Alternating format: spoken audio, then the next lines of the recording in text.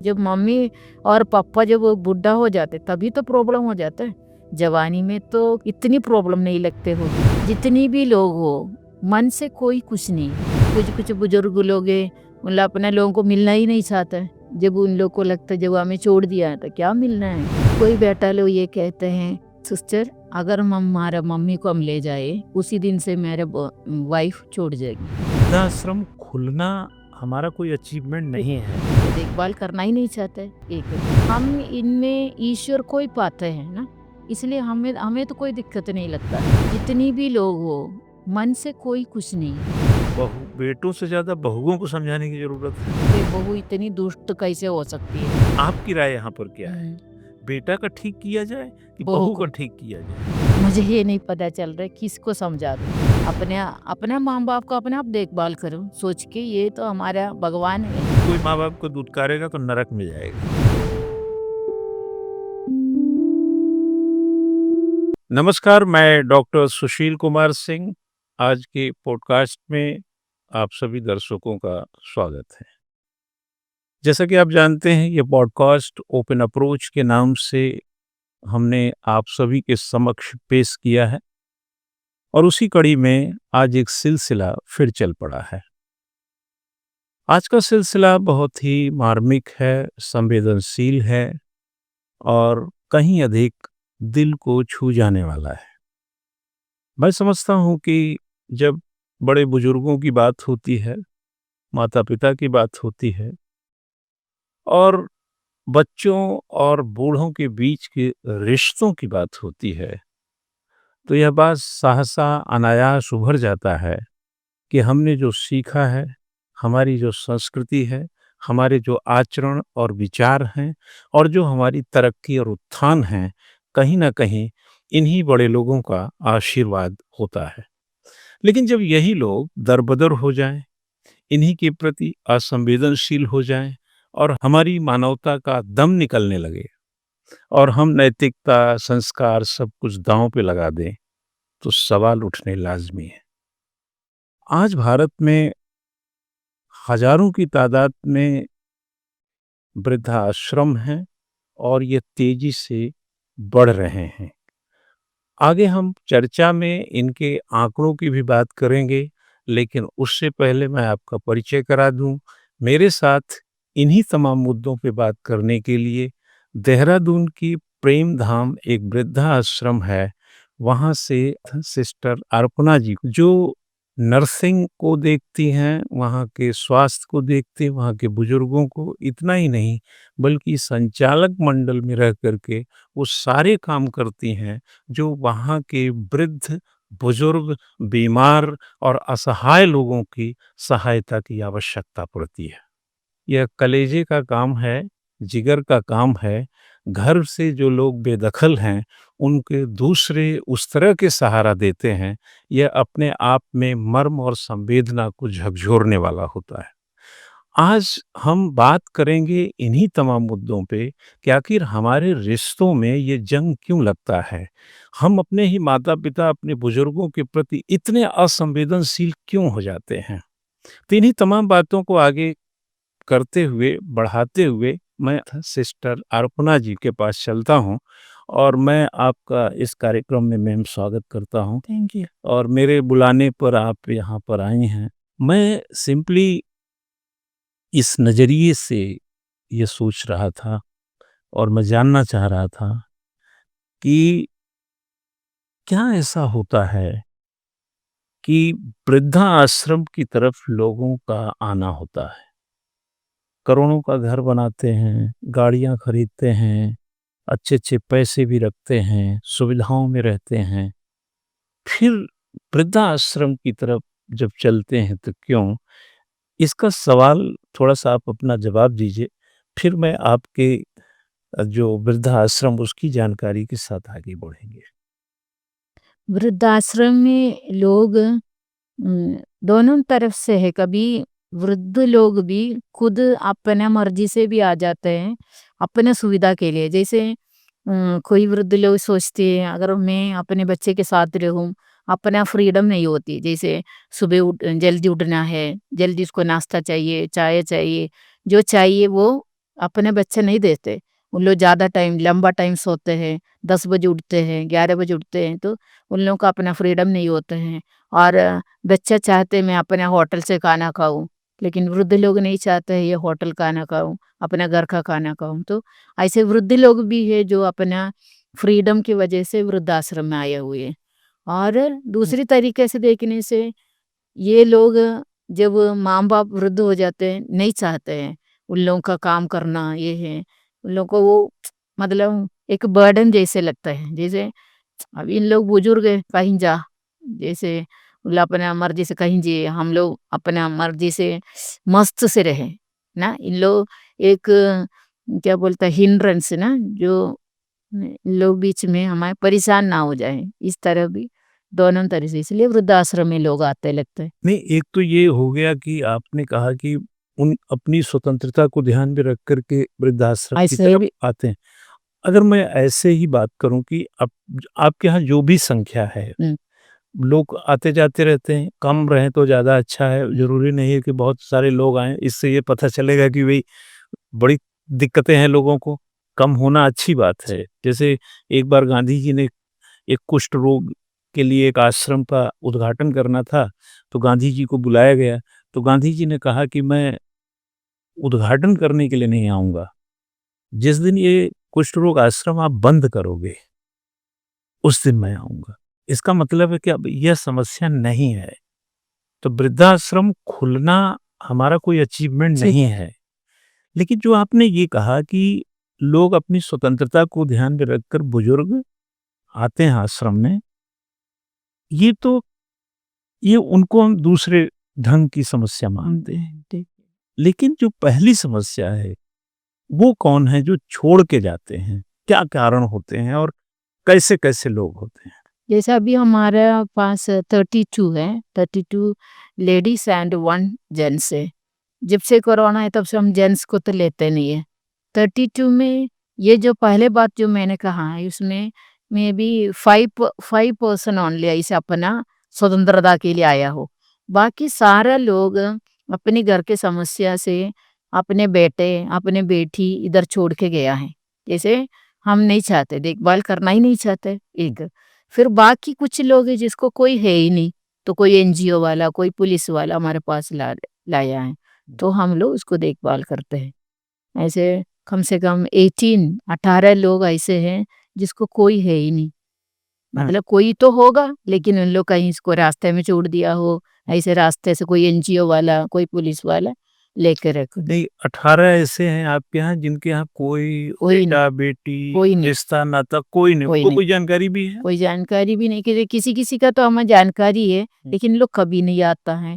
कुछ ऐसे ही मान लो कोई है ही नहीं जैसे, जब कोई आते नहीं, जब कोई पूछते नहीं है, तो फिर उन लोगों को उन लोगों के बारे में जिनके पास कोई नहीं है, उनका मन-चित कैसा रहता है आपके आश्रम में? कैसे वो कितने हाँ, उसमें हाँ। अभी मैं बोला 18 लोग में कम से कम 18 में 10 लोग अभी मानसिक तरह से भी mentally they are not balanced.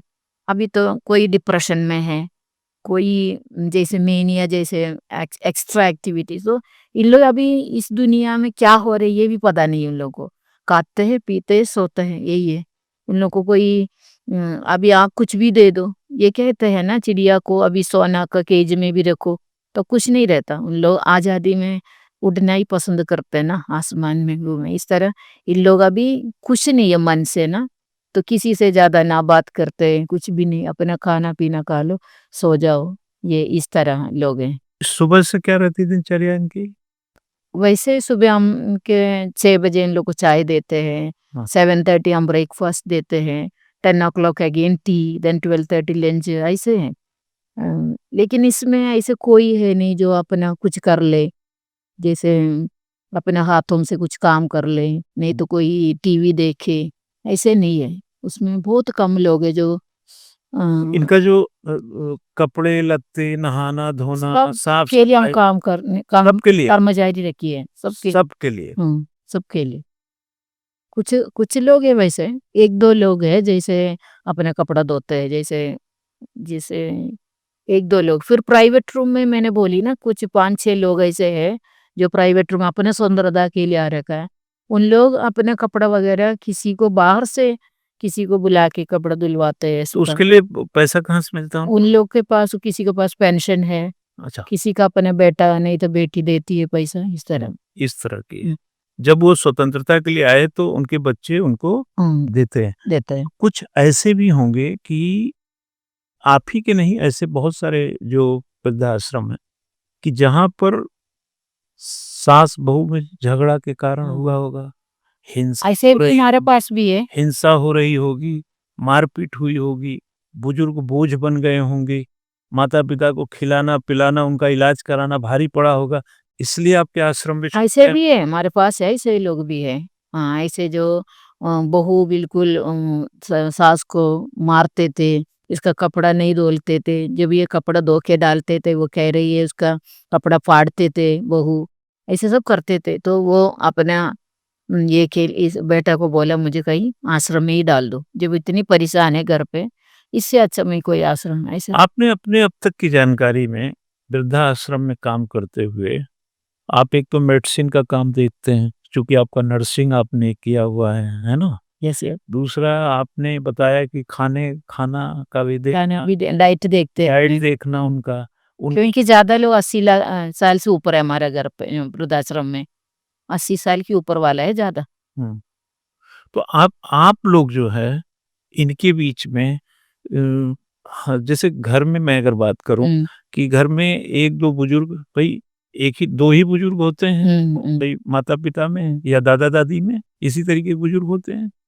3 बुजुर्गों को जो जवान लोग आते हैं, जिनको संपत्ति मिलेगी, 2 मंजिला मकान मिलेगा, कार भी मिलेगा, ज़मीन भी मिलेगी, गहना पैसा भी मिलेगा, वो सब बेफ़िक्र मस्ती करते हैं कि और बुजुर्ग को बोझ समझते हैं। उनकी वजह से भी कुछ आते हैं आपके यहाँ। बहुत है। लेकिन आप लोग क्या ऐसा मिलता है, जो आप इतने इस तरीके के लोगों मैं के खान-पान, बीमारी, उनकी परेशानी, कोई भुलक्कड़ है, कोई कुछ आपके साथ एक्टिव भी अलग तरीके से हो रहा है, लेकिन सबको आप झेलते हैं। ऐसा क्या वजह है? आप लोगों में ऐसी क्या ख़ास बात है? हमें हम ये समझते हैं हमें बहुत बड़ा इनाम मिलेंगी ऊपर वाले से ना, ये सोच के ये सब हमारे माँ है, माँ हमारे बाप पे सोच के हम करते हैं। क्या बोलते हैं निस्वार्थ, उसमें कोई ये नहीं लगता मुझे हमें कुछ रिटर्न मिल जाएगी, ऐसा हम नहीं सोचते है ना। हुँ। तो हम तो ऊपर वाले से बहुत विश्वास करते हैं ना, तो गॉड विल गिव अस अ ये रिवार्ड। माइंडसेट कैसे बनता है मैम ये? माइंड सेट ऐसे बनते हैं, ये तो कुछ इंस्पिरेशन मिल जाता है ना, from God itself, hmm. He himself gives us है, कुछ इंस्पिरेशन ऐसे देते हैं।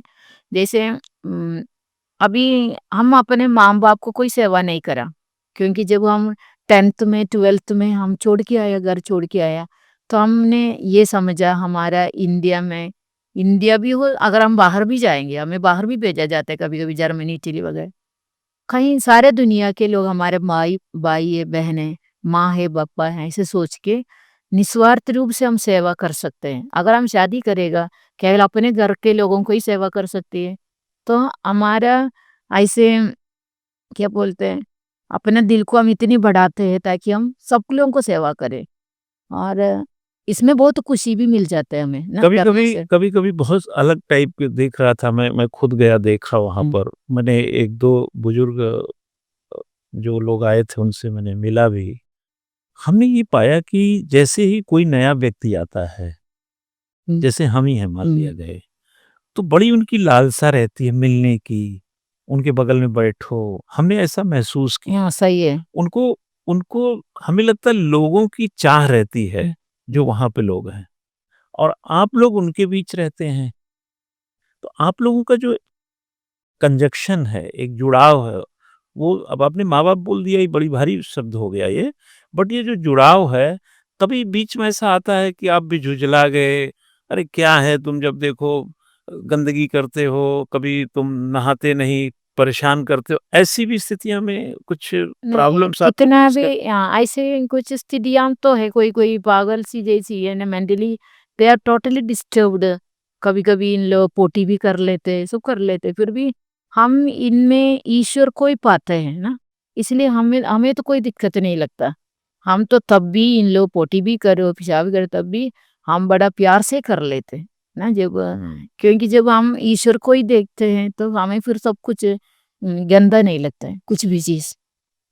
शाम को जब सब कुछ हो गया, खाना हम्म। पीना हो गया, सब सो गए, रात में ऐसा कोई डिस्टरबेंस होता है कि रात किसी में भी डिस्टर्ब करते हैं, कोई बिस्तर से गिर जाते हैं, कोई नींद नहीं आते तो चिल्लाते हैं हमें नींद नहीं आ रहे बोल के आवाज करते तो अम्मी जाना पड़ता है, तब भी हम उड़ के चले जाते हैं।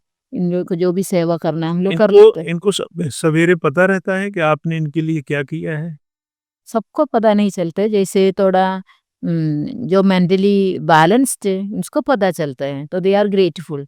बाकी लोग इतनी ग्रेटफुल नहीं है क्योंकि उन लोगों को पता ही नहीं है तो कैसे ग्रेटफुल है। वैसे उसी मोमेंट में तो जरूर सारा लोग थैंक यू सिस्टर तो जरूर कहते हैं थैंक यू जरूर कहते हैं, ये नहीं है। लेकिन जब जैसे कोई अपनी स्वतंत्रता को ध्यान में रखकर कि बहू बेटा तकलीफ दे रहा है, वो 9 बजे तक सो रहा है, उसको सवेरे 6 बजे चाय चाहिए, वो बाजार घूम रहे हो, बाजार का खाना खा रहे हैं, उनको नहीं पसंद है और वो बात जम भी नहीं रही है, वो अपनी मर्जी से चले आए, लेकिन इसका परसेंटेज बहुत कम होगा, परसेंटेज बहुत कम, बहुत कम वो है। तो मैंने बोली ना 32 में 5 लोग हैं, हाँ, ऐसे लोगों का परसेंटेज कम बहुत कम।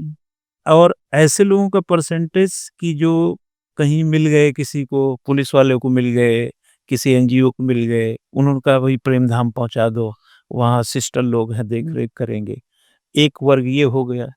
एक ऐसा है जिसके बच्चे पायलट भी होंगे, इंजीनियर भी होंगे, डॉक्टर भी होंगे, अफसर भी होंगे, बिजनेसमैन भी होंगे, वो भी अपने माँ बाप को बोझ समझ करके दे जाते होंगे, वो भी है। ऐसे भी हैं। तो जो ये लोग होते हैं, ये मिलने आते हैं? बहुत कम, बहुत बहुत कम मिलने आते हैं। कोई कभी कभी आ गया, ऐसे नहीं कोई त्योहार में लोग आ गया, ऐसे कुछ नहीं। जब उन लोगों को मन पसंद आ गया उसी टाइम आ गया है। तो अभी ऐसे कुछ कुछ बुजुर्ग लोग हैं, मतलब अपने लोगों को मिलना ही नहीं चाहता है। जब उन लोगों को लगता है जब हमें छोड़ दिया है तो क्या मिलना है, कभी साल में 1 बार है 2 बार है, क्या मिलना है। नहीं, वो बुजुर्ग का भी मन नहीं करता मिलने? मन नहीं करता है, क्योंकि गुस्सा से रहता है ना, मतलब जब हम हमें इधर छोड़ दिया है फिर तो क्या है ना। ऐसे कुछ लोग हैं जो खुश हो जाते हैं, लेकिन ऐसे कुछ लोग भी है देखना ही नहीं चाहता अभी। और कुछ लोग ऐसे भी होंगे कि वो आना नहीं चाहते हैं, आना तो नहीं चाहते रहे हैं, लेकिन सास बहू का झगड़ा है हाँ, और ऐसे भी बेटा भी सोच रहा है अरे झंझट खत्म करो, इसको वृद्धाश्रम माँ को भेजते हैं या बाप को भेजते हैं। ऐसे लोगों के तो लिए तो वो तो परेशानी होते होंगे आपके आश्रम में? ऐसे ऐसे परेशान नहीं है, जैसे जब उन लोग बिल्कुल रहना नहीं चाहते तो हम नहीं रखते हैं। Okay. We legally we take ना, जब जो लोग आ रही है उसका भी कंसेंट चाहिए, जो लेके आ रहे उसका भी कंसेंट चाहिए। हम लोग एफिडेविट वगैरह बना के जब दोनों साइड से राजी है तभी हम रखते हैं, नहीं तो नहीं रखते हम। नहीं, राजी तो हो गए, जबरदस्त मतलब वो उन्होंने भी कंसेंट दे दिया, जिसने भेजा उसने भी दे दिया, लेकिन वो लोग की बाट जो रहे हैं बैठ के कि क्या पता परसों मिलने आ जाए, कल मिलने आ जाए, होली पे आ जाए, दीपावली पे आ जाए, ऐसे परेशानी भी है ऐसे है। वैसे तो देखने से जितनी भी लोग हो, मन से कोई कुछ नहीं है। हम जितना भी चीज दे दो उन लोग खुशी से रखो, खाना पीना दे दो, कपड़ा दे दो, जो भी इन लोग को चाहिए सारे फैसिलिटीज दे दो, तब भी जब उन लोगों को हर एक जन का बात तो सुनने से हमारा आंसू जरूर निकलेगा। कोई दिल से कुछ नहीं है ना, तो किसी का भी स्टोरी सुनने से हमें बहुत दुख लगता है। अभी हमारे एक बुजुर्ग अम्मा अपने बेटा का शादी में गया, मतलब पोता का शादी में गया, तो ये कह रही थी बहू उस दिन बोला सासू माँ को आपको बधाई हो, आपका पोता का शादी होने वाला है। इसके बाद बहू एक शब्द भी इससे नहीं कहा, शादी में 3 दिन रहा, एक शब्द भी नहीं कहा। इसके बाद इसको रीति रिवाज के हिसाब से कुछ इनाम वगैरह लेके आते उसकी लड़की के घर से, तो उसकी सोना का एक ये मिला, उसको क्या बोलते कान में, बाली। हाँ ये मिला। तो जब ये बेटा उसको वापस वृद्धाश्रम में लेके आ रही थी, बहू ये कह रही थी ये निकाल कर रखे जाओ, बुढ़िया बुढ़िया का क्या के लिए अभी सोना, इधर निकाल कर रख दो। ऐसे बोल के वो बुढ़िया तो रो रही थी, अम्मा अम्मा बोल रही थी थोड़ा सा एक सोना है वो भी मेरे बहू ये चाहते हैं इधर निकाल के जाओ, नहीं ये तो ये बुढ़िया सोना पहन के क्या करेगी। हाँ।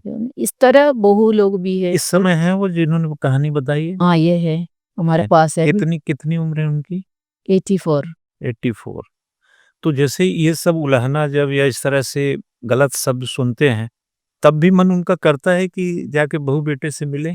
उसको मन नहीं था, लेकिन बेटा बहुत अच्छा है उसके साथ। हाँ। बेटा का व्यवहार भी अच्छा है, बेटा मिलने भी आते हैं मम्मी को, हर एक महीना आता है, सब कुछ करते हैं बेटा। बहू ऐसे है ना, तो ये जबरदस्ती बेटा लेके गया, पोता का शादी है। आपको ऐसा लगता है कि बेटों से ज़्यादा बहुओं को समझाने की ज़रूरत है? बहू को ही समझाना है। अभी देखो, बेटा अच्छा है तो भी बेटा बीच में हो जाता है ना, मम्मी के बात तो सुनूं, वाइफ का बात सुनूं, तो बीच में फंस जाते हैं बेटा लोग कभी कभी। नहीं, मेरा तरफ से अगर हम लग रहा है कि हाँ अक्सर फँस जाता है वो। हाँ, हाँ? मेरा तरफ से ये कह मैं ये सोचती हूँ, ऐसे बहू है तो बेटा शुरू में ही कहना है, मुझे मम्मा को जरूर देखभाल करना है, क्योंकि मम्मी के बाद तो आप आई है, और आप तैयार नहीं तो चले जाओ, ऐसे शुरू में ही बोलना चाहिए। सालों भर नहीं रोकना चाहिए, बहुत साल के बाद फिर कुछ नहीं कर सकते ना, शुरू से ही हम सोचना चाहिए। लेकिन शुरू में ये प्रॉब्लम है, तब मम्मी जवान होगा तो कोई प्रॉब्लम नहीं होते। जब मम्मी और पापा जब बुढ़ा हो जाते तभी तो प्रॉब्लम हो जाते हैं। जवानी में तो कोई भी ज्यादा बहू लोग नहीं तो इतनी प्रॉब्लम नहीं लगते होगी, ये भी होता है ना। इसके पीछे एक आर्थिक सुरक्षा आपको लगती है? कि जैसे बुजुर्ग जब व्यक्ति होता है, एक तो शारीरिक रूप से कमज़ोर हो जाता है, मनोवैज्ञानिक रूप से थोड़ा वो आश्रित हो जाता है, क्योंकि हाथ-पैर उतने नहीं चलते, यानी शारीरिक रूप से कमज़ोर हो जाता है। आर्थिक रूप से भी घटाव हो जाता है, हालाँकि उसकी ज़रूरतें बहुत लिमिटेड हैं, लेकिन एजिंग एक बीमारी आ जाती है। कभी कुछ ऐज के साथ लगा रहता है। तो जो लोग हैं, ख़ास तौर से बेटा-बहू, ख़ास तौर से बहू की बात कर रहे हैं, इनको ये लगता होगा कि इन पे खामखा खा रहे हैं, करना कुछ नहीं, खर्चे हो रहे हैं इलाज के, इससे बढ़िया इनसे जान छुड़ाया जाए। और हम एक डेटा पढ़ रहे थे कि हमारे देश में हर चौथा बुजुर्ग हर चौथा बुजुर्ग अपने बेटा-बहू की हिंसा का शिकार भी है। बात सिर्फ यहीं तक नहीं है कि उसको आपने वृद्धाश्रम भेज दिया। बात यहाँ तक भी है कि आपने उसको पीट भी रहे हैं, हम्म, अपने माता-पिता को। तो यह जो है भारत के मतलब आचरण में, जैसे कहा जाता है जहाँ माता-पिता भगवान के बराबर हैं, जैसे आप ही ने कहा, और वहाँ पर अगर ये हो रहा है, तो यह बहुत ही इस बात का भी चिंतन करने की ज़रूरत है कि माइंड किसका ठीक किया जाए? बुजुर्गों का ठीक किया जाए या युवाओं का ठीक किया जाए? आपकी राय यहाँ पर क्या है? बेटा का ठीक किया जाए कि बहू बहू को। का ठीक किया जाए? किसको वैसे ठीक? तो मेरे विचार ये है, क्योंकि आजकल तो ये साइंस इतनी बढ़ गया है, बच्चे पूरा टाइम मोबाइल में, लैपटॉप में, इसमें ही गुजारते हैं। इन लोग अपने सिर ऊंचा करके ये भी नहीं देखते कौन बैठा है कौन आया है, कुछ पता ही नहीं चलते। रिश्तेदार को भी जानकारी नहीं होता भी आजकल को बच्चे को ना, टाइम ही नहीं है, और किसी से हेलो कुछ नहीं पूरा टाइम ना, तो किसको समझा दे। इन लोग ये भी नहीं समझते आगे हम भी बुढ़ा हो जाएंगी, ये भी नहीं समझते ना। इसलिए मुझे ये नहीं पता चल रहा किसको समझा दूं। कितना भी भाषण सुनो, हम भाषण सुनते अभी हम ये समझा रहे, लेकिन यही लोग भी इतनी यूट्यूब में अपना भाषण देते हैं, ये सब कुछ करते हैं, तो खुद अपने माँ बाप को छोड़ देते हैं। ये मैं देखती हूँ वृद्धाश्रम में, जो लोग अपना माँ बाप को वृद्धाश्रम में छोड़ा है, लेकिन दूसरे वृद्धाश्रम में जाके उन लोग सेवा करते हैं, कुछ दान देते हैं, सब कुछ करते हैं। तो इस तरह ना, ये सब कुछ मुझे लगता है कुछ शो है अभी हुँ। दुनिया को ना। ये एक तरफ से तुम कुछ दिखावट करते हैं, दूसरी तरफ से तुम इतनी गलत बात करते हैं ना।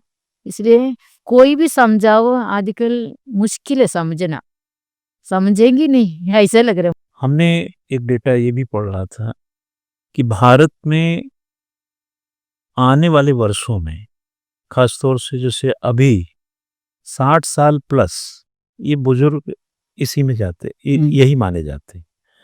इनकी जनसंख्या पूरी जनसंख्या का 10 से 12% के बीच है।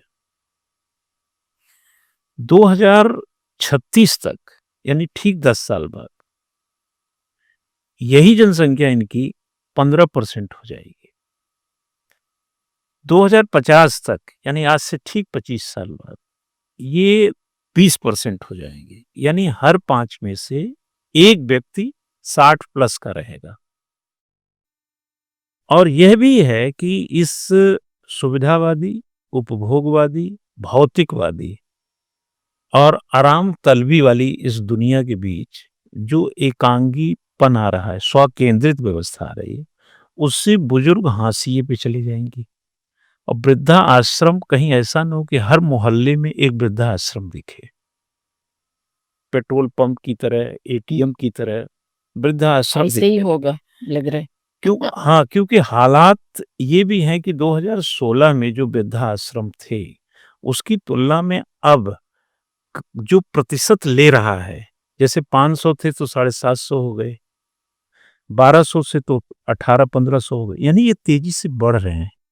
आपको क्या लगता है कि आप लोग इतने समय से इतना सेवा देते हैं, जब लोग आते हैं, कभी ऐसा हुआ कि आपने उनके बहू को, बेटे को समझाया और वो समझ करके उनकी मति में थोड़ा-सा चैतन्यता आई, ईश्वर की कुछ कृपा हुई और अपने लेके गए साथ में? कभी नहीं हुआ ऐसे। तो हम जब समझाते हैं इन लोग बहुत अच्छा से, ऐसे लगता है उन लोग को सब कुछ समझ में आ गया, ऐसा लगता है जैसे उन लोग जवाब जो देते हैं। लेकिन कभी ठीक है तो हम हमारे माँ बाप को ले जाते हैं, ऐसे कभी नहीं हुआ, कभी हुआ ही नहीं ऐसे। सुनते तो है बहुत अच्छा से, लेकिन लेके नहीं जाते कभी। आपने कभी पूछा कि तुम क्यों नहीं लेके जा रहे हो? तुम्हारे अंदर खाना-पीना, खर्चा क्या क्या कमी है जो इनका नहीं कर सकते हो? अभी कोई बेटा लोग ये कहते हैं सिस्टर अगर हम हमारा मम्मी को हम ले जाए तो उसी दिन से मेरे वाइफ छोड़ जाएगी, तो अभी मैं वाइफ को रखूं ना मम्मी को रखूं। तो आपने ऐसे कभी कहा कि वाइफ छोड़ दो, मम्मी रख लो? हाँ, आप हमने ये भी कहा है। अच्छा लेकिन बाद में मैं ये सोचती हूँ अगर वाइफ चले जाएंगे, अभी तो इन लोगों के पास बच्चे भी है, हाँ, तो ये बच्चे भी फिर मीना मम्मी से हो जाएगा, हाँ, और दूसरे समस्या घर पे हो जाएगा, हाँ। ये भी है ना। लेकिन आपने ये भी हो सकता कहे हो कि भई उसे भी तो अपने बच्चों की फ़िक्र होनी चाहिए, कि बच्चों को बाप चाहिए, बच्चों की दादी चाहिए, ऐसा कुछ? हम लोग बहुत कुछ समझाया, किसी किसी को बेटा नहीं बेटी लोग है, पास में रहते हैं, तब भी अपने माँ बाप को मम्मी को देखभाल करना नहीं चाहते। ऐसे कोई कोई बेटी है, केवल बेटी है, कोई और है ही नहीं, उसका सास नहीं, उसका ससुर नहीं है, बेटी मस्त से रह रहे, तब भी अपने माँ को देखभाल करना नहीं चाहते हैं। तो इन लोग ये कहते हैं बेटी लोगों के घर में मम्मी नहीं रहते हैं। उत्तराखंड का और यूपी का सब कस्टम है, रीति रिवाज है, बेटी के घर में माँ बाप नहीं रहता। ऐसे भी होगा मुझे नहीं पता, हम तो साउथ की है, हमारे उधर ऐसे कोई रीति रिवाज नहीं। असल में आपने साउथ में, मैं केरल का उदाहरण देता केरल है। केरल केरल में मैंने रजिस्टर्ड ओल्ड एज होम 124 पढ़ा। 3.5 करोड़ की पॉपुलेशन में 124 ओल्ड एज होम है, और सबसे ज्यादा ओल्ड एज होम केरल में ही है, जबकि 25 करोड़ की पॉपुलेशन उत्तर प्रदेश में है। इतना ओल्ड एज होम नहीं है। नहीं है, 1.25 करोड़ की पॉपुलेशन उत्तराखंड में है, नहीं है इतने नहीं है। जितने वहां हैं। और एक और बात मैं आपसे इसमें पूछ रहा हूँ कि केरल में क्या वजह है? केरल के बाद तमिलनाडु की बारी है, आंध्रा की भी बारी है, महाराष्ट्र भी है। हालांकि उत्तर भारत में आएंगे तो हिमाचल, पंजाब दिखाई देते हैं, लेकिन क्या कारण है कि केरल में इतने ओल्ड एज होम खुल गए? केरल में सबसे बड़ी प्रॉब्लम यह है, केरल में कोई भी बच्चा केरल में काम ही नहीं कर रहे, सब अमेरिका में है, जर्मनी में, इटली में है, इसलिए माँ बाप अकेले फिर तो फिर वृद्धाश्रम में ही जाके रहना पड़ रहा है। कोई बच्चा ही नहीं है केरल में जो काम कर रहे। अब जो बच्चे चले बाहर चले गए, माँ बाप वृद्धाश्रम में चले गए, उनकी सुरक्षा हो गई, उनकी चिकित्सा हो गई, बीमारी परेशानी में उनको लोग मिल गए, लेकिन वो क्या पैसा देते हैं या मिलने आते हैं? ज्यादा तरफ उधर बच्चे लोग जाते हैं देखने के लिए, पैसा भी देते हैं। जैसे ऐसे भी वृद्धाश्रम में केरल में जिसमें पैसा वगैरह नहीं लेते हैं, ऐसे जगह है जिसके पास पैसा है ही नहीं, ऐसे भी लोग है ना केरल में भी। लेकिन ज्यादा तरफ में केरल में ये देखी है, बच्चे कोई भी केरल में मतलब केरल का बच्चे सब पढ़े लिखे हैं ना, तो इन लोग अच्छा जॉब 100% लिटरेसी वहीं सो तो दे वांट मोर सैलरी। हम्म, तो केरल में इतनी सैलरी नहीं मिलती, तो बच्चे पढ़ाई खत्म होते ही बाहर चले जाते हैं। फिर तो एक बार बाहर गए तो फिर वापस नहीं आते इन लोग, मतलब केरल में आके नहीं तो इंडिया में आके काम करूं नहीं चाहते हैं। तो फिर जब वो माँ बाप बुढ़ा हो जाते हैं, फिर तो इन लोग छोड़ना पड़ता। और आपको शायद पता भी होगा 1911 में पहला ओल्ड एज होम, इंडिया का पहला ओल्ड एज होम वो भी केरल केरल का, हाँ, केरल 1911, वो भी कोच्चि में शायद, कोच्चि में कुछ राजा वर्मा समथिंग, यस हाँ है ना। हाँ, वो लोग वो ओल्ड एज होम है। और उसके बाद सहजानंद सरस्वती, उसी समय औपनिवेशिक काल की बात है, 1936 में एक प्रकार से आधुनिक कालखंड आया, कह सकते हैं ओल्ड एज होम का। आपको आपने विदेश गए हैं आप? वो नहीं गए। अभी नहीं गए। जो लोग जाते हैं आपके यहाँ से, उनके अनुभवों में क्या है कि विदेशी यूरोप अमेरिकन कंट्री में ये क्या स्थितियां पाई जाती हैं? ये उधर भी यही स्थिति है, उधर भी ओल्ड एज पीपल को कौन सा बच्चे देखभाल करते हैं, उन लोग भी सारे वृद्धाश्रम में ही रहते हैं। हमें लगता है वहाँ ज्यादा होना चाहिए। हाँ उधर भी है वैसे देख उधर भी, क्योंकि उसका कारण ये है मैम लेकिन उधर सरकार देखभाल करते हैं ना, वृद्धाश्रम में है तो भी। अच्छा, पैसा इस पे चलिए, इसी पे बात करते हैं कि ये हमारे यहाँ हम जो समझ रहे हैं 3 प्रकार के ओल्ड एज होम है।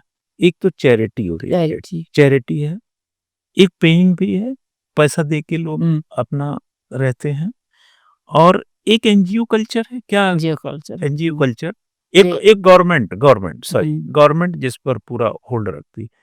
अपना वाला जो ये है, ये किस कल्चर का है? एक्चुअली हमारे मिशनरी है, मिशन, जैसे चैरिटी बेस्ड है, लेकिन हमारे पास अभी 2 ऑप्शन है वैसे। हाँ, प्राइवेट रूम में जो रहते हैं उन लोग थोड़ा कुछ पेमेंट भी करते हैं वैसे, जैसे क्योंकि इन लोग अपना सारे सुविधा, इलेक्ट्रिसिटी मतलब टीवी, वॉशिंग मशीन, हीटर सब कुछ रखते हैं ना, सो दे पे इन लोग पेमेंट भी करते, क्योंकि उनके घर वाले देते होंगे तो यहाँ से हो जाता है। हाँ, ठीक है। हाँ, नहीं तो इन लोग को पेंशन है अपने, यस यस। सरकारी जॉब वाला होगा तो इसलिए, तो इसलिए दोनों ऑप्शन है हमारे पास। और दूसरा वाला?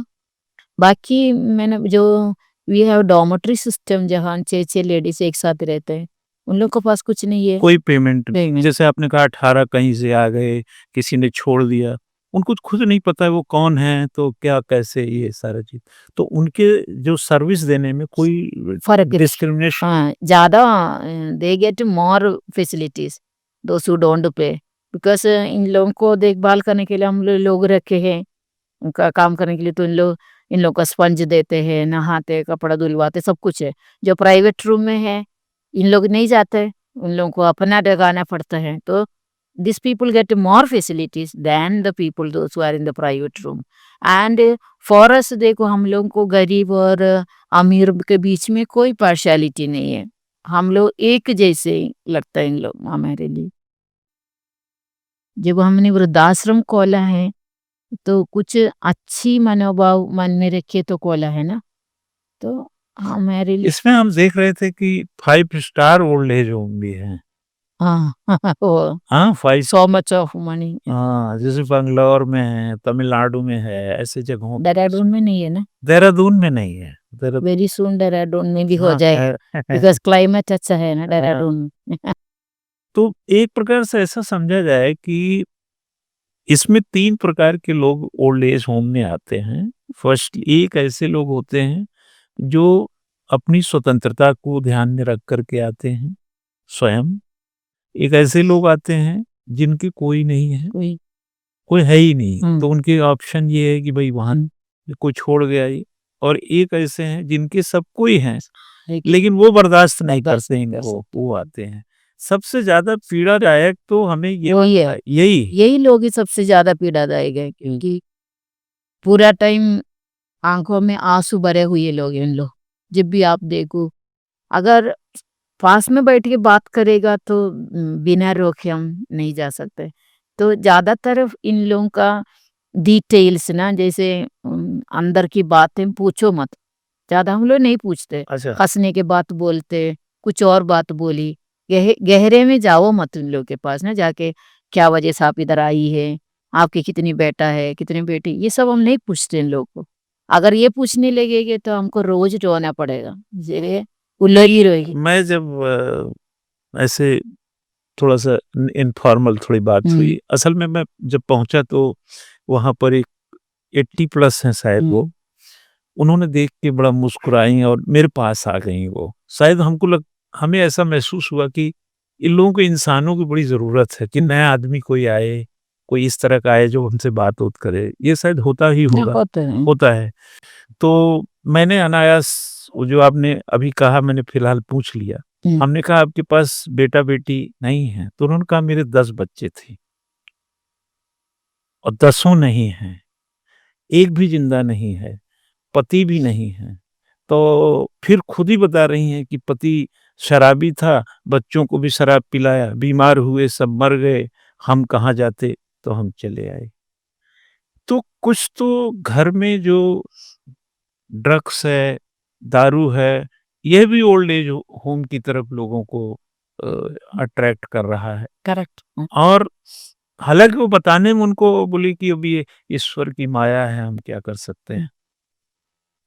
जब आपको इन लोगों से जब बात करते हैं, तो इमोशनल तो हो जाते हैं, लेकिन बार-बार तो ये इमोशनल लेस भी हो जाते हैं वो हो जाते कि नहीं, एक बार तो ठीक है, बार-बार अरे भाई चलो कोई न कोई कहानी तो होगी किसी की, तो आप लोग उसी की भी सर्विस देते हैं, तो ऐसा भी होता है कि अक्सर इमोशनल हो जाते हैं, ऐसा भी? ऐसे बहुत लोग अक्सर, जैसे हम जैसे लोग जाने से हमको आपके लिए मैं बोल रहा हूँ कि आप लोग सुन के हमको कहानी हाँ, हाँ, देखो अलग-अलग टाइम में अलग-अलग कहानी बोलते हैं ना लोग। एक टाइम एक जैसे ना अभी ये जो अम्मा के बारे में जो मैंने बोला सोना के बारे में, ये पहले हमसे ये कहते थे बहू ये करो वो करो, तभी हमें दुःख लगते थे बहू इतनी दुष्ट कैसे हो सकती है।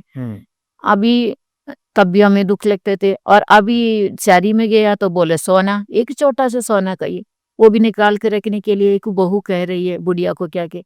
तब अलग-अलग टाइम अलग-अलग बात बोलते हैं तो हमें भी बहुत इमोशनल हो जाते हैं। फिर लेकिन हम इन लोगों के सामने नहीं दिखाते क्योंकि खुद दुखी है फिर हम भी दुखी तो क्यों दिखाना। मैं तो ज़्यादातर उन लोगों के पास जाए तो हँसते-फिरते रहती हूँ। हाँ, हेलो हाय ऐसे ना। तो फिर हम लोग को भजन वगैरह सुनना बहुत पसंद है इन लोगों को, तो कुछ गाना सुना दो तो उन लोगों को अच्छा लगता है। कोई ट्रेजेडी भी हो जाती है मैम आपके उसमें? अब ओल्ड एज है तो कोई एक्सपायर हाँ, एक्सपायर भी हो जाता एक्सपायर तो अभी अभी इस महीने में भी 2 एक्सपायर हो गया। उन लोग दोनों 95-96 ईयर ओल्ड उनके थे। घर से कोई था? एक जन का बेटा पायलट था, पायलट? नहीं पायलट है अभी, पायलट है? पायलट है। हाँ, वो उसकी गलती नहीं क्योंकि उसके दोनों हमारे साथ रहते पापा-मम्मी दोनों। तो वो पायलट के पापा-मम्मी दोनों? दोनों हमारे साथ रहते थे पहले। पहले हम जेंट्स को भी रखते थे, ओके, अभी हमने तो छोड़ दिया ना। हाँ, तो वो 4 साल हमारे साथ रहा, इसके बाद एक्सपायर हो गया हस्बैंड उसके। तो मम्मी अभी इसके बाद भी 18 साल हमारे साथ रहा। ओके, तो बेटा तो इसको ले जाना चाहते थे, लेकिन बेटा पायलट की वजह से जगह बदल-बदल के रहते हैं। तो मम्मी कभी इंडिया से बाहर रहना नहीं चाहते थे। मम्मी भी बहुत सोशल पर्सन था, जैसे क्लब में जाते, कार्ड खेलते हैं, ऐसे बहुत स्मार्ट लेडी थी। अभी मुझे लगता है 2-3 साल ही हुआ नहीं क्लब में जाना बंद कर दिया, नहीं तो क्लब में जाती थी। अभी हैं वो? नहीं, अभी एक्सपायर हो गया मैं बोली ना। इसी अभी महीने? हाँ, लास्ट वीक अच्छा, लास्ट अभी 95 हो गया वो। 92 ईयर ओल्ड तक क्लब में जाती थी। अभी 3 साल हुआ क्लब में जाना बंद कर। शौक अच्छे थे कुछ हाँ। लोगों के, हाँ? उनका बेटे पंजाबी है। पंजाबी बेटे आए थे उनके? बेटे आए थे। बेटे आए, बेटे ने करा सब कुछ, ओके, क्रीमिएशन सब कुछ कर हुँ। लिया। बेटा वैसे भी हर एक 2-2 महीने आते थे, हुँ। मिलते थे, सब कुछ मम्मी के लिए जो भी चाहिए सब कुछ मजबूरियाँ हैं जो लोग हाँ। को तो ये मम्मी खुद नहीं चाहते थे फॉरेन कंट्री में रहना, क्योंकि इधर खुद कुछ था। नहीं, नहीं कुछ ठीक है, क्यों रहना फॉरेन में? अपने देश में रहते हैं। इसलिए वो वृद्धाश्रम में आ गया वो। दूसरी चल मम्मी शादी नहीं करा था जो एक्सपायर हो गया अभी इस महीने में। वो अनमैरिड थे, लेकिन वो किसी घर में काम करते थे। तो उसी घर में वो खुद 25-28 साल काम करा। वो लोग इतने अच्छे लोग थे, अभी भी अम्मा के लिए सब करते थे उन लोग। हर एक 2 महीने 3 महीने मिलने आते थे अम्मा को, अपने जैसे सोच समझ के मिलने आते, हमें पैसा देते, सब कुछ करते थे। ये लगता ही नहीं है ये अपना घर की जैसे, केवल इन लोग के घर में ये काम कर रही थी, काम करने लेडी जैसे नहीं देखभाल कर रही थी, उन लोग अपना लोग जैसे मम्मी का देखभाल करती थी। आपके यहाँ मैं ऐसा सुना है कि कोई ऐसी लेडी भी थी जो राहुल गांधी के नाम प्रॉपर्टी लिख दी थी? हाँ, अभी भी है वो, अच्छा, हैं अभी। अभी भी है। क्या क्या है, ज़रा कहानी बताइए उनकी? उसकी she is also almost 90 now, 90 साल की ऊपर है। वो गवर्नमेंट टीचर थी वो, हुँ, गवर्नमेंट स्कूल में टीचर थी। हुँ। 40 साल के बाद उसकी वो ब्लाइंड हो गया। जब ब्लाइंड हो गया उसके परिवार वाले उसको देखभाल करना नहीं चाह रहे थे। इसने बहुत कोशिश करा, बहुत जगह गया वो, अमेरिका में, चाइना, चेन्नई में सब गया, ऑपरेशन करा बट सक्सेस नहीं हुआ। हुँ। अभी भी उसको ब्लाइंड है वो ना, दिखाई नहीं देती इसको। तो फिर वो वृद्धाश्रम आ गया। अभी मुझे लग रहा है कुछ 28 साल हो गए वो हमारे वृद्धाश्रम में। तो इसके पास बहुत प्रॉपर्टी था, जैसे एक तो प्रॉपर्टी से ज़्यादा ये जो उसकी पेंशन सैलरी जो मिलते हैं, उसका अक्ल बहुत है, तो इसने ऐसे-ऐसे जगह पैसा जमा करा, तो ये 10 साल के बाद 3 लाख डाला वाला 30 लाख वगैरह बन गया वो। जितनी ये देखते रहते हैं ना कहाँ इंटरेस्ट ज़्यादा है, वो है, ये देख के कर। तो जब इसके पास बहुत पैसा हो गया उसने डून हॉस्पिटल में भी दे दिया, उसने 25 लाख डून हॉस्पिटल में दिया। इसके बाद जो ये है राहुल गांधी के नाम में लिखा, राहुल गांधी को तो नाम मिलने की, वो कहाँ मिलेंगी, राहुल गांधी तो आके लेंगे नहीं। तो उन्होंने क्या रजिस्ट्री किया? घर मकान किया है? घर मकान नहीं, ये पैसा ही। पैसा राहुल गांधी के नाम? हाँ, कैसे किया? वो कोई अकाउंट में डाल दिया? अकाउंट में डाला। किसके? राहुल गांधी के अकाउंट में नहीं, हाँ। अपने अकाउंट में डाला है। After her death all this will go to, she wrote a will. ये राहुल गांधी कहाँ देंगे?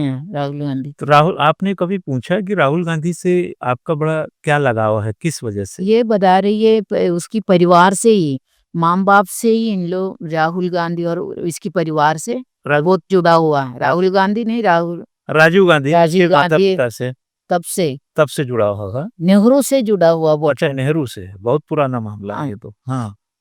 तो इसके वजह से वो देना चाहते हैं। अभी राहुल गांधी का पार्टी वाला भी आ गया, उन लोग भी कहा मम्मी ये पैसा ऐसे राहुल गांधी आके नहीं लेंगी, ना ले सकती ऐसे, हाँ। तो आप प्रेम दाम में ही दे दो, ओके। नहीं तो और हाँ। कुछ अच्छा से वो करो। ऐसे सब समझाए लेकिन ये नहीं मानता है। अभी इसकी सोना है, सब कुछ राहुल गांधी के नाम ही लिख दिया उसने, हाँ। सब कुछ। ये बड़ा इंटरेस्टिंग हो गया है तो। उनको विशेष लगाव राहुल गांधी से। हाँ, और कांग्रेस के लोग आके समझाए तब भी नहीं समझी वो। हाँ। वैसे तो मुझे लगता है कांग्रेस को ये मिलेगा नहीं, लास्ट में वो बैंक वाला ही लेंगे। हाँ, जो तो आप लोगों ने नहीं कहा कि आश्रम, आप लोगों ने नहीं कहा होगा? हम वो नहीं बोल सकते ना, वैसे वो आश्रम में देना नहीं चाहते, वो तो अपना मर्जी है ना। अभी मर्जी है। मुझे लगता है 50 लाख से ऊपर शायद राहुल गांधी के नाम में लिखा होगा उसने, अपना सोना है, सब कुछ है। इन सब से ये पता चलता है कि जो समस्याएं हैं वो केवल एक नहीं है, मतलब केवल ऐसा नहीं है कि एक जैसी, लेकिन यह एक बड़ी समस्या है कि बुजुर्ग जो है को अब की पीढ़ी शायद, और आगे आने वाली शायद ये और बढ़ेगा, कारण उसका है संयुक्त परिवार, अर्बनाइजेशन और इंडस्ट्रियलाइजेशन के कारण टूट गए। टूट गए। जॉइंट फैमिली, वहां पे फिर लोगों की संख्या मायने नहीं रखती थी, लोगों का लगाव मायने रखता था। न्यूक्लियर फैमिली हुई, मियाँ बीवी बच्चे हुए, अब बच्चे भी स्व केंद्रित हो रहे हैं। एक और ट्रेंड आ रहा है, सेल्फ सेंट्रलाइज। अब न्यूक्लियर फैमिली नहीं, सेल्फ सेंट्रलाइज हो गए। अब ये समझिए, ये आप लोगों ने अनुभव में देखा होगा कि क्या आज की पीढ़ी को, मोबाइल की पीढ़ी है, मोबाइल युग की पीढ़ी है और फास्ट ट्रैक पे चलती है। जो लाइन लगा के, आप ऐसा समझे, लाइन लगा के हम लोग पहले टिकट बनवाते थे, लाइन लगा के राशन लेते थे, या लाइन लगा के कहीं काम करते थे। आने जाने के ट्रांसपोर्ट इतने बेहतर नहीं थे, सड़कें इतनी बेहतर नहीं थी, स्वास्थ्य सुविधाएं इतनी बेहतर नहीं थी, यानी हर जगह समय बहुत खर्च होता था। आज हर जगह से समय ही बचता है। किसी को टेलीफोन कर दीजिए, व्हाट्सएप कर दीजिए, मैसेज भेज दीजिए, सड़कें अच्छी हैं, कार अच्छी है, हवाई जहाज चल रहे सब, और फिर भी लोगों के पास समय ही नहीं है। सब सुविधा है लेकिन चांदी नहीं है ना, चांदी नहीं है, दौड़ रही है पैसों कमाने तो के लिए। जो ये युवा लोग हैं, ये क्या सोच करके ये कर रहा होगा कि हम ऐसे ही रहेंगे? इन हर एक युवा सोचते हैं पैसा सब कुछ है, मुझे ऐसा लगता है, क्योंकि उन लोग पैसा के पीछे पीछे और इस दुनिया के जंजालों से पीछे दौड़ते रहते हैं। अपना फैशन, अपना ये ना आगे को कभी ये नहीं सोचती है। और बहुत युवा आजकल भगवान में ही विश्वास नहीं करते। इन लोग को ये नहीं लगता है ऊपर वाला है क्या, तो हमें आगे हम ऐसे करने से आगे कुछ होगा, इस तरह सोच ही खत्म हो गया ना लोगों का। अब अभी इस दुनिया में क्यों जो खुशी है उसी से खुश हैं लोग, इसलिए वो खुश करने के लिए दौड़ते रहते हैं ना, तभी तो। अगर रिलीजियस ग्राउंड पे बात करें, रिलीजियस ग्राउंड पे, तो अपने आपके ओल्ड एज होम में रिलीजन में सभी रिलीजन्स आते हैं या पर्टिकुलर कुछ लोग नहीं आते? अभी हमारा मुसलमान एक भी नहीं है। आपका अगर एक भी प्रेम मुस्लिम धाम जो है 1988 से बना है, राइट? 1988 से तकरीबन कह सकते हैं कि 38 बरस पुराना है। अगर उसके पूरे हिस्ट्री को खंगाला जाए तो कम्युनिटी वाइज मुस्लिम भी आए? नहीं आई। नहीं आए। एक ही बार थी, सैनी मुस्लिम थी, एक ही, एक मुस्लिम है। एक मुस्लिम। क्रिश्चियन में क्रिश्चियन भी बहुत कम, 4 लोग हैं, अभी है, पहले भी 4 आगे हैं, हाँ अभी है, पहले भी 1 2 4 एक था। दो रहे, हाँ, मतलब वो कम ज्यादातर पंजाबी लोग, पंजाबी। अच्छा। इन लोग सरदार हो ना हो, फिर भी पंजाबी लोग ज्यादा है। वैसे एक डेटा है, केरल, तमिलनाडु, हिमाचल, पंजाब, ये जो प्रॉब्लम्स हैं यहाँ पर डेटा इंगित करता है अच्छा अच्छा। कि ये इश्यूज हैं। अब पंजाब में क्या इशू है, अगर आप कुछ आइडिया दे पाए पंजाब के अंदर या हिमाचल के अंदर? अब तो उत्तराखंड में देखिए तो पहाड़ के गांव में बुजुर्ग ही तो बचे हैं, घोस्ट विलेज हो गए, भूतहा घर। अपने घर को, सिर्फ अपनी जमीन को वहां बेचारे उजाला किए हुए हैं, बाकी तो युवा सब वहां से भी पलायन किया ना। मतलब समस्याएं हैं, पूरे जगह नहीं है, आंशिक तो है ही, बढ़ तो रही हैं धीरे धीरे।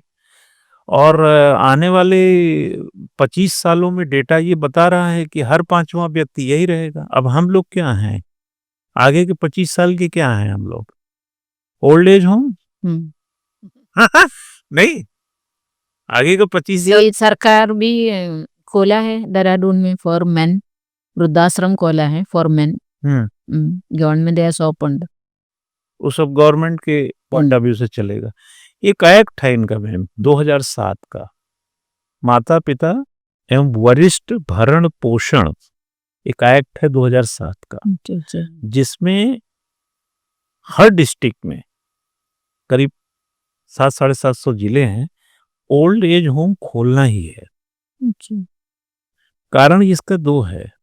अब घर में बुजुर्ग पिटे, उसकी स्वतंत्रता, उसके सम्मान, उसकी प्रतिष्ठा दांव पे लगे, हिंसा का शिकार हो, अकेले बच गया हो, बच्चे छोड़ छोड़ के देश विदेश चले गए, लूट मच जाए, उसकी कोई हत्या कर दे, तो कानून व्यवस्था बिगड़ेगी। ऐसे में सरकार की भी तो अपनी ड्यूटी करनी है ना, उनको कैसे सुरक्षा संरक्षा दे पाएगी? जहां पर कोई एक कम्युनिटी डेवलप हो जाए इस तरीके का, ओल्ड कम्युनिटी बन गई है ओल्ड एज होम को, बल्कि ठीक है वर्ड अच्छा है होम, एक ओल्ड कम्युनिटी क्रिएट हो जाती है वहां पे। कम से कम कोई खांस रहा है तो कोई सुन तो रहा है, लेकिन अकेले घर में कितना खांसे, कौन सुनेगा? और ये घटनाएं होती भी हैं, बुजुर्ग घर में थे, चोर डकैत आए, मार के चले गए, लूट के चले गए। अब बच्चे अमेरिका में, विदेश में, ये तो चलन हो ही चुका है। एक तो अक्सर सुना ही आता है ये सब। हाँ, तो आर्थिक लड़ाई क्या है हमारी? यही तो है, कमाई के चलते हमारे जो परिवार थे वो चकनाचूर हो गए। और कमाई कोई लेके गया है? आपको पता है कौन ले गया? कोई नहीं ले जाता, ये कोई नहीं समझते। हम इस दुनिया में सब छोड़ के चले जाते हैं, लेकिन तब भी लोग इसके पीछे तो चलते हैं। तभी तो लूट हो रहे ना, तभी तो। अच्छा, आप लोग इतने सेवा भाव से काम करते हैं, आपने कहा कि वो ईश्वर इनाम इस तरीके से शब्द, मतलब ये कैसा माइंडसेट है? लोगों को तो कहते हैं हमारे पास टाइम नहीं है, अपने काम में ही लगे हैं। ये तो ना हमारे माँ बाप से ही मिला होगा, हमारे ये इंस्पिरेशन। जैसे हमारे टाइम पे सब हमारे माँ बाप भी ऐसे सेवा करते हुए हम देखिए, तो इससे इंस्पिरेशन मिला होगा हमारे लिए, मुझे इससे लगता है। क्योंकि अगर नहीं तो मैं भी इसी काम में नहीं आ जाती। हम भी शादी करके अच्छा से अच्छा कपड़ा पहनो, मस्त रह सकते थे ना। लेकिन कभी हमें क्या बोल से अंदर से एक बुलावट आता है ना, जैसे आप किसी की सेवा करो। लेकिन ये भी मैंने कहा ना, जैसे शादी करने के बाद तुम केवल अपने परिवार में ही ज्यादा आपको रिस्पॉन्सिबिलिटी वो ही है, तो आप दूसरे लोगों को सेवा करने के लिए आपको टाइम मिलेगा। अगर टाइम मिलेगा तो भी आपको पूरा टाइम आपके टेंशन क्या, हमारा हस्बैंड क्या कर रहा होगा, बच्चा क्या कर रहा होगा, क्या वही टेंशन। अभी हमें ऐसे कोई टेंशन नहीं है। जब हम दुनिया हमारा सब कुछ हो गया है तो हमारा कोई टेंशन ये नहीं। अभी हमारे माँ बाप हो, भैया बहन हो, तभी हम इतनी टेंशन उन लोगों के ऊपर नहीं देते। मतलब सोचते तो है लेकिन इतने नहीं, जब हमारा सब कुछ यही लोग हैं तो इसलिए। आपके माता पिता हैं? मेरे माँ बाप नहीं है। नहीं है। भाई भाई बहन है। अच्छा, वो कहाँ पर है? सब साउथ में है। साउथ में। हम तो फोन से बात करते हैं। कौन से करते हैं? आना जाना कभी कभी। कभी कदार हो जाता है आना जाना। जैसे आप लोगों ने विवाह नहीं किया तो कभी घर वालों ने प्रेशर नहीं दिया कि कर लो भाई विवाह शादी? वो शुरू में तो जरूर कहते हैं, कोई माँ बाप नहीं चाहते हैं ना अपना बच्चा सन्यासी बन जाए। वो चाहते हैं सब शादी करें, अच्छा से सही रहे। बात। लेकिन हम इसमें खुश है ना। सब चीज के सब तरीका के लोग दुनिया में चाहिए ना। तो भगवान पहले से ही हमारे डेस्टिनेशन, हमें इसी सेवा के लिए ही भगवान ने हमें क्रिएट किया होगा, जैसे जन्म दिया होगा, जैसे आप इसी सेवा करो सबके लिए। ऊपर वाला पहले से सोच समझ के ही हमें भेजता है ना दुनिया में। तो आपकी कोई क्या महत्वाकांक्षा रहती है कि एम्बिशन क्या है आपके? जैसे आप लोग आए, अब किसके माँ बाप हैं, कहाँ से आए हैं, कितनी एज है, कोई बीमार है, किसी को खाना चाहिए, किसी को नहाना धोना है, किसी के और भी तरह तरह की दिक्कतें हैं। आप हर काम को कर रहे हैं, मन को इतना बढ़िया बनाए हुए हैं, बट कोई एम्बिशन, ऐसी कोई इच्छा क्या होती होगी आपकी कि हम लाइफ में ऐसा होगा वैसा होगा ये करें, ऐसा नहीं, कुछ? ऐसा कुछ एम्बिशन नहीं है मुझे। केवल एक ही ये है, इतनी ये सेवा करते हैं तो हमें बहुत खुश हो जाते हैं। तो मैं सोचती हूँ, हमें विश्वास करते हैं अगले जन्म में भी विश्वास करते हैं ना, जैसे मरने के बाद ईश्वर के पास जाए, ऐसे हो जाए। ये नहीं हम गलत करके फिर मरने के बाद भी हम फिर उधर भी सजा ले, वो ना होने। यही है, और अब कुछ एम्बिशन नहीं है इस दुनिया में। हम कुछ नहीं चाहिए, इधर तो हम केवल संजारी है ना। अच्छा, जो संचालक मंडल है आप पे, जैसे अंजलि मैम है और भी एक मैम, और क्या एक नाम है और दूसरी वाली? जोसली। हाँ, जोशी। ये सभी लोग भी आप ही विवाहित नहीं है? नहीं, हम लोग कोई नहीं करते। कोई नहीं विवाह करते? हम सब कोई सन्यासी हैं। सब सन्यासी। कितने लोग हैं ऐसे मैम? जैसे हर एक संस्था में अलग अलग है। अभी इधर हम लोग 3 लोग काम कर रहे हैं। जैसे हमारा संस्था अलग अलग जगह पे है, सारा जगह में ऐसे ऐसे लोग काम कर रही है। एक आध और उदाहरण दीजिए, जैसे और कहाँ पे? इधर भी है, देहरादून में सीजीएम में, सेंट फ्रांसिस स्कूल है, और सेंट जोसेफ में ब्रदर्स है। सर बहुत जितने भी होते हैं ये कोई भी शादी नहीं शादी नहीं नहीं। किए? सेंट जोसेफ वगैरह में ब्रदर्स शादी नहीं करते, शादी नहीं करते? फादर्स शादी नहीं करते। ब्रदर से फिर फादर? कैथोलिक ना, कैथोलिक और क्रिश्चियन अलग होता है। क्रिश्चियन तो बिल्कुल अलग है, कैथोलिक अलग है। हम लोग कैथोलिक है। कैथोलिक में जो भी सन्यासी जैसे उन लोग शादी नहीं करता। लेकिन प्रोटेस्टेंट है, इन लोग पास्टर होते हैं, पास्टर लोग शादी करते हैं, बच्चा होता है, सब है।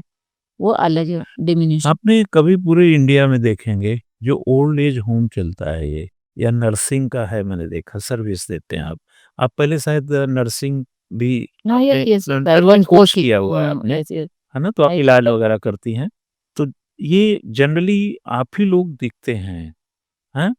तो ईश्वर ने अलग से बनाया है क्या? क्या मैं हमको लग रहा है ईश्वर ने अलग बनाया होगा मैं हाँ, कि ये हाँ, कि इनको वो जो लोग बहुत रिस्पॉन्सिबिलिटी ले जाते हैं ना। देखो इधर का लोग भी, यूपी का लोग, नर्स को भी हम देखे हैं, उन लोग काम करते हैं लेकिन इसमें अपना मन लगा के नहीं करते हैं ना। जैसे सैलरी बेस्ड में जो भी काम करते हैं उन लोग मन नहीं, हम लोग ऐसे नहीं है। हम लोग को ऐसे लगते हैं अभी हम कुछ काम कर रहे हैं तो अच्छा से करो ना। इसलिए पैसा की वजह से हम नहीं करते ना काम। कितना, जैसे आप यहाँ पे अपने प्रेम धाम में सुबह से आप शाम तक कितने भी तरीके के काम आ जाए, कभी ऐसे मन में आता है कि अरे जब देखो कभी ये कभी वो, थोड़ा सा कम काम आता है या ना करना पड़ता ऐसे है? ऐसे मन में आ गया तो भी फिर उसको टाल लेते, लेकिन अच्छा, हम सोचते उसको अवॉइड, हमें तो करना है ना। ओके, जब उसको करना है भगवान के लिए हम कर रहे तो कभी कभी ऐसा आ जाता है मन में, तो जरूर आता है, हम इंसान तो है तो आ जाता है। लेकिन फिर भी हम ये सोचते कोई बात नहीं, ईश्वर के लिए जब कर रहे खुशी तो है ना, तो कर लेते खुशी से। तभी हो भी पा रहा हम्म है ना? अगर अवॉइड करने लगे आदमी की, अरे छोड़ो हम ही क्यों करें, तो फिर वहां पर ये हम्म इतना बड़ा काज तो नहीं हो सकता है। हम्म। अगर ऐसे अब ऐसे सोचना भी नहीं है ना तो गलत बात है। आज जब आपने अपने आप ले लिया, ये तो कोई जबरदस्ती किसी ने नहीं बनाया सिस्टर ना, ये तो अपने मन से बना है सिस्टर। किसी ने जबरदस्ती तुम सिस्टर बनो ऐसे नहीं है। तो जब अपने मन से हुआ तो अपने दिल से काम भी कर। आप दक्षिण में कहाँ से हैं? मतलब आप साउथ में कहाँ से हैं? त्रिचूर, त्रिचूर, कोच्चि से कोच्चि पहले। या केरला? केरला कोच्चि में ही पहला, पहले ये तभी तो मैं बोला। 111 में पहला ओल्ड एज होम आया था, आप वहीं से हैं। अच्छा, अच्छा जगह है कोच्चि। अच्छा जगह। और आपने कब से सर्व इस तरह से सर्विस में हैं? अभी तो मेरे 20 साल हो गए। 20 साल। आपने बैचलर ऑफ नर्सिंग किया, यस।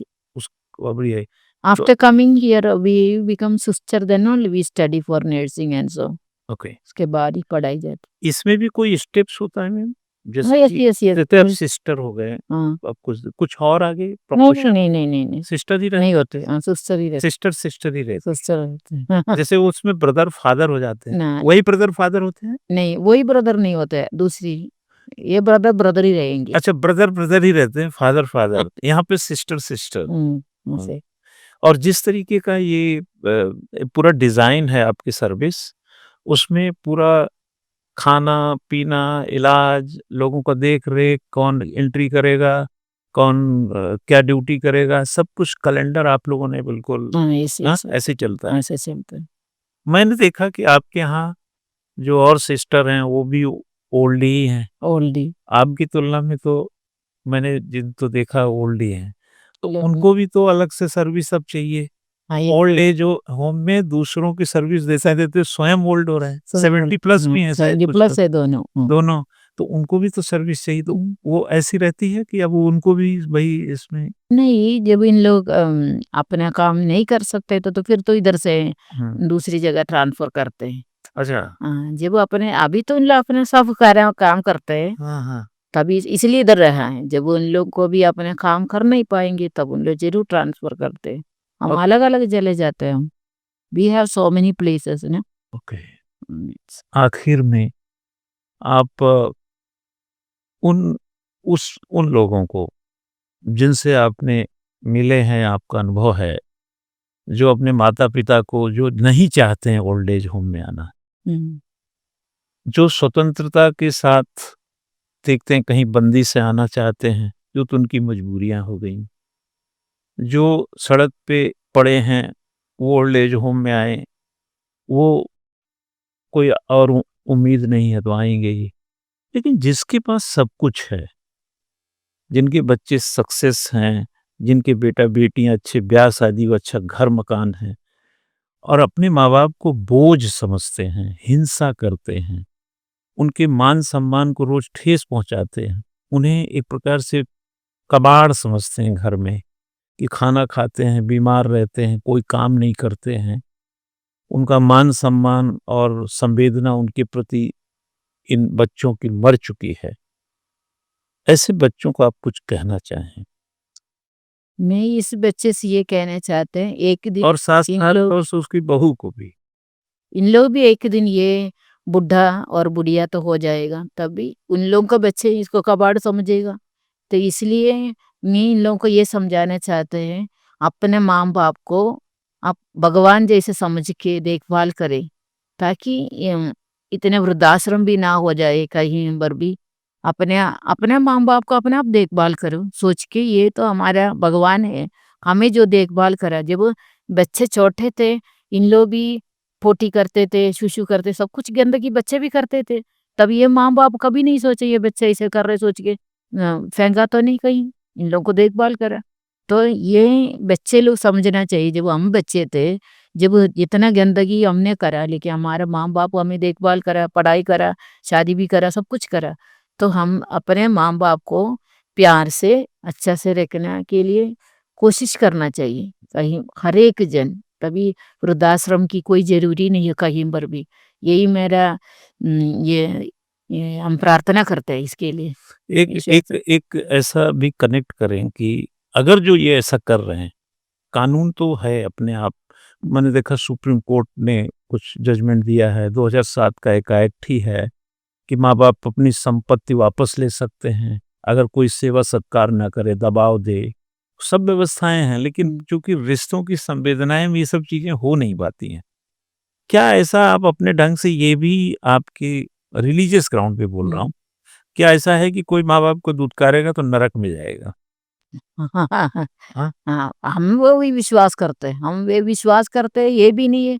हम अपने आंखों से देखते भी है, कोई कोई लोग जो माँ बाप को ठेस पहुंचाया है, खुद अपने आप झेलते हुए भी हम देखते हैं इस दुनिया में ही।